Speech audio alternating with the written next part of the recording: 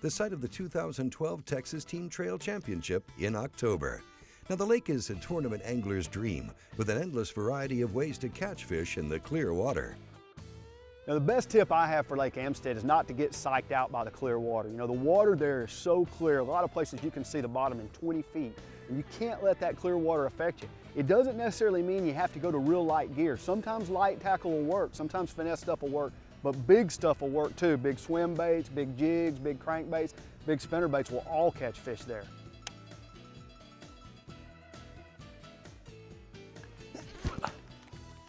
He got it. I didn't hook him. Felt him.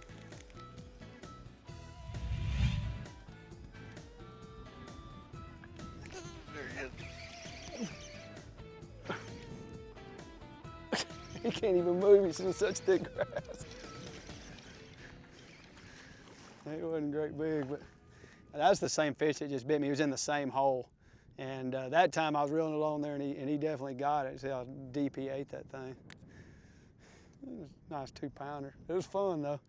You're right over the top of that mat. That's pretty cool. Yeah, I think the cool thing about this lake, or one cool thing about this lake is that you can fish any way you want to and catch them. I mean, a guy that's just adept at drop shotting or sitting there looking at him on a screen or wants to fish out deep, he can do that all day long and catch fish here. Guy that likes fishing shallow, would rather flip and throw big stuff on braided line, can do that too. Or you can just do anything in between. It's a neat place just to go fish because there's lots of bass and you can catch them a lot of different ways. You know, one of the new techniques in fishing today is swim bait fishing. We don't know that much about it, but one thing we know is you have to have clear water, and Lake Amistad is the perfect place to do it at. A swim bait, generally speaking, what you want to do is make really, really long casts. You got clear water, you want that bait to be as far away from the boat as you get, and you'll find that a lot of your bites, you know, not all of them, but a lot of them are going to be pretty far from the boat. They'll be out there a long way.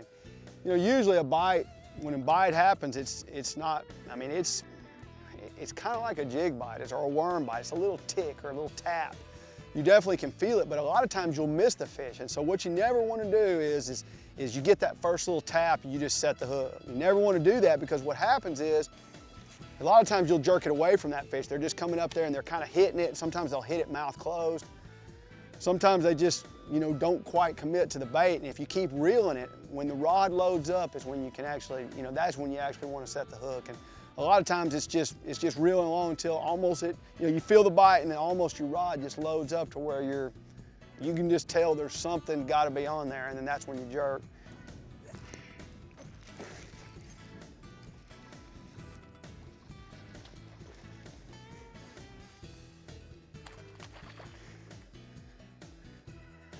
That one hit, that was a swim bait bite, just like I was describing a little bit ago when I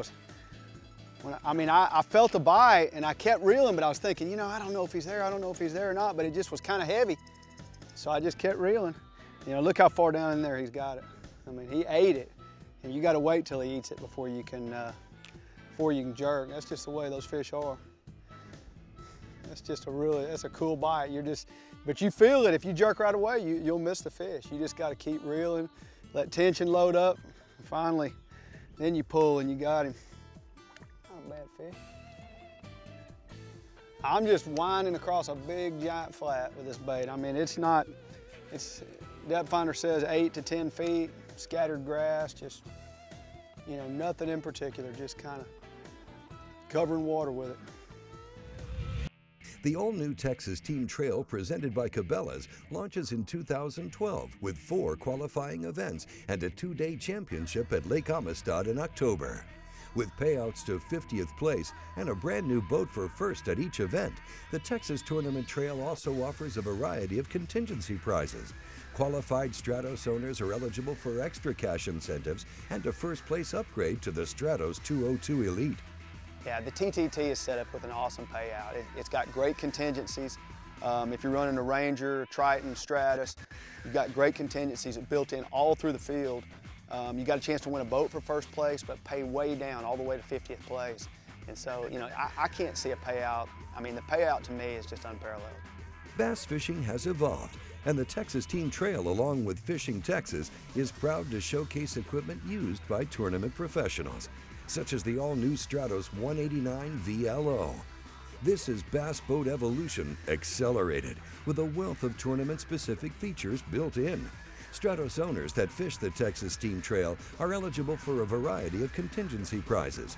Visit your local Stratos dealer or the Texas Team Trail website for more information. We'll be right back with more from Fishing Texas.